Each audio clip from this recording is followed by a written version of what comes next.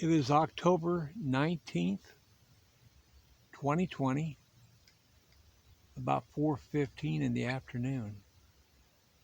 And I'll try to shoot at least one or two more videos before the end of the season, but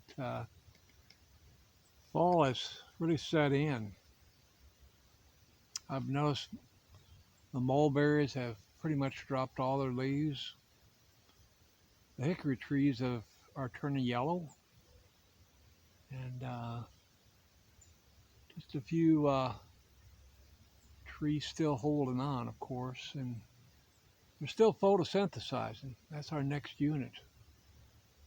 So, what's necessary? How important is photosynthesis, and what are some of the necessary raw materials? One, you need carbon dioxide, and we know that the air is partial oxygen, partial nitrogen gas, and partially CO2. So, the atmosphere, the air, provides all the necessary carbon for the reaction of photosynthesis. So remember, CO2 is a raw material. We know that the roots pull up water through their roots and they conduct it up through their stems and into the leaves. So you got two raw materials, CO2 and water. So think of 6 separate molecules of carbon dioxide. You might even want to write them down. Then on to the right of it, put a plus sign. You got a vertical column of CO2, a nice vertical column of 6 waters, H2O, H2O, H2O, etc. Then put up a long arrow. On top of that arrow, you're going to put the word light. And beneath that, you can put the word chlorophyll, which you know means green leaf. So you got 6 molecules of CO2 entering through the leaf stomata. Those are little pores on the undersides of leaves, and water translocated up through the stem, from the roots, up through the stem, and into the leaves. So 6 waters, 6 CO2s, yields, in the presence of light chlorophyll, of course, a molecule of sugar. Isn't that amazing? That plants can take CO2 and water and make it into sugar, C6H12O6. Okay, so you got how many molecules of CO2? You got 6, plus 6 molecules of water. And the presence of light and chlorophyll yields glucose sugar, C6H12O6 plus 6 molecules of oxygen. And what does the plant do with the oxygen? Well, it translocates it or exhales it out through its leaf stomata, and we breathe it. Let's talk about the sugar. We got a nice carbon source for the plant to use it for several purposes.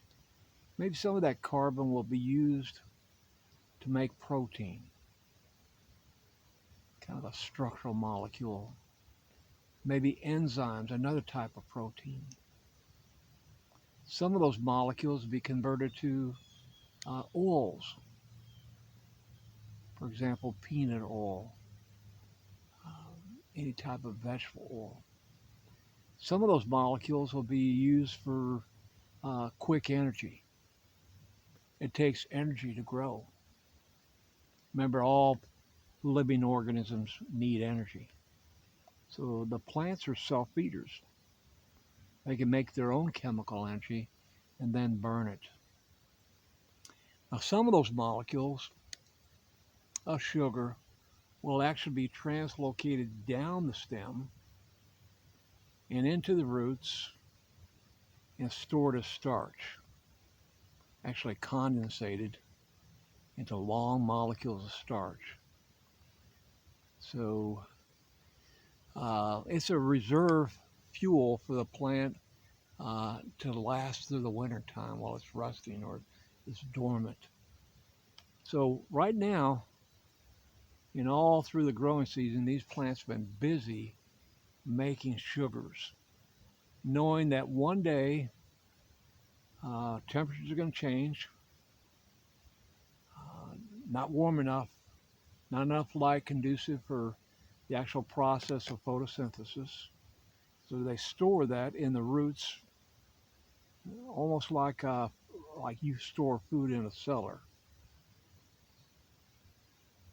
knowing that during the winter, when they rest, uh, they'll be use that chemical energy from the starch uh, to survive. So I'm seeing primarily just chlorophyll. I do see some. Let's see if we can find some other pigments that are part of what they call a chloroplast. That's an organelle in the cell. There's some orange pigments. Those are your carotene pigments. Aren't those pretty?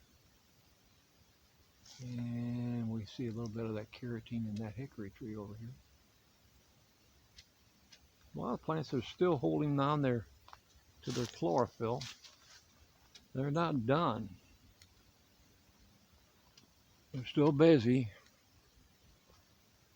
These are pretty well done, this post oak right here. Let's walk over here and see what you see what the mulberry is doing, the red mulberry. Looks like the rough-leaf dogwood starting to turn a bit less chlorophyll. There's a hickory that's kind of given up. It's a beautiful day out here. Man, I hate to see winter come on this quick. I've really enjoyed this forest. Hope the kids have too. Well, there's our red mulberry. Not much left of it. It's one of the first ones I've noticed to drop its leaves in the fall. It's a really beautiful hickory. See those carotenoid pigments, those yellow and orange pigments. Actually, in the chloroplast, you'll find three major pigments.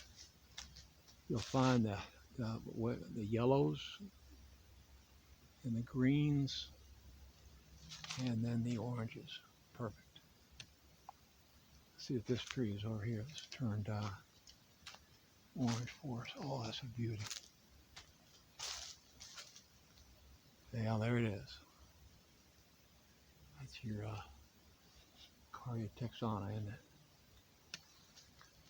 All right.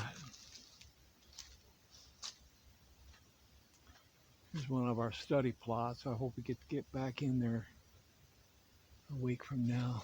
Boy, I hate this.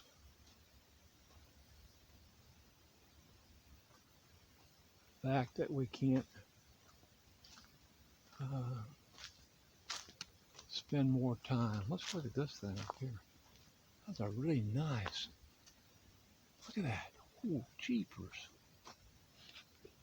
That's a wonderful mulberry. Look at those mittens and yellow pigments. Look like a hickory in the background. That old mulberry. Says,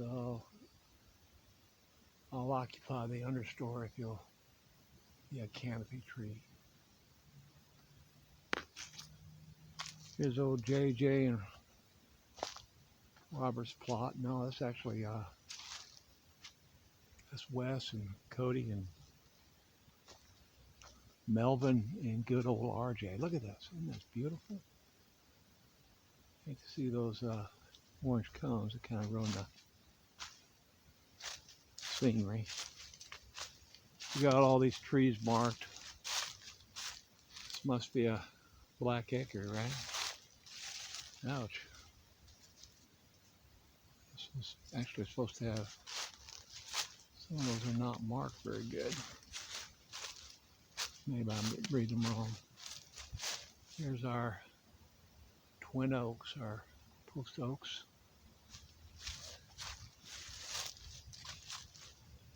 Yeah, three major pigments that I want you to remember in the chloroplast are chlorophyll, actually both chlorophyll A and chlorophyll B, xanthophyll, that's the yellow pigment. Remember the chlorophylls reflect green. I don't think I need to remind you that. Then the carotene, which is in orange. So carotene reflects orange, xanthophyll reflects yellow, and the two chlorophylls reflect yellow light. Not much going on here in old Grace's plot. Kai and Lily. Let's see if we can find a water-soluble pigment known as anthocyanin. That's a red pigment. Those are the reds and the blues, and sure enough, I get closer to this tree over here. It's like a sumac of some sort. Look at that. See those red pigments?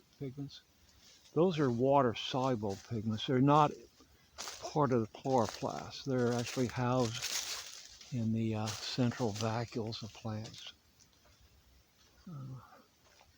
Hopefully you learned that in your Biology 1 class.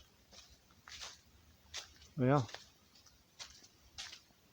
I bet we're not going to find any leaves on our toothache tree, or what we call prickly ash. Let's Olivia's and Mac and Olivia again plot, and yeah, we're just barely holding on.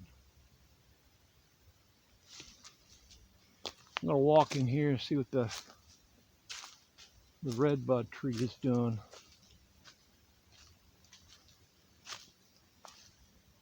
I have got a feeling it is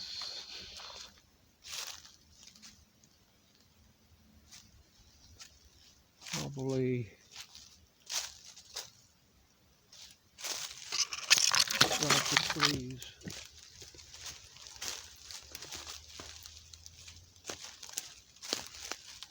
Also look at the sumac in here. A little bit of coralberry. Yeah, you can spot that sumac, can't you? There's a winged sumac right there. You guys know it well. Alright, I think I've taught you a little bit. So remember, the trees are pretty much done. They've done their work. The photosynthesis season is almost at the end. The sugars produced during the growing season are being sent to the roots. Here's what they call the Mexican plum. This March, Lord willing, we'll come to this forest and we'll see this Mexican plum in full anthesis, what they call bloom or a flower. It's the first tree to produce a really noticeable flower. So that's something to look forward to, the first sign of spring. Well,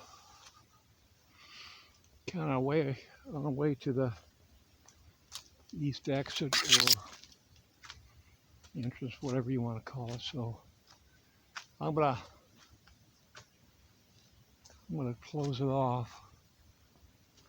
See if I find a good picture of the yellow hickory in the background there. And I'll make a trip out here tomorrow, see what else I can find. So you guys have a good day and God bless you.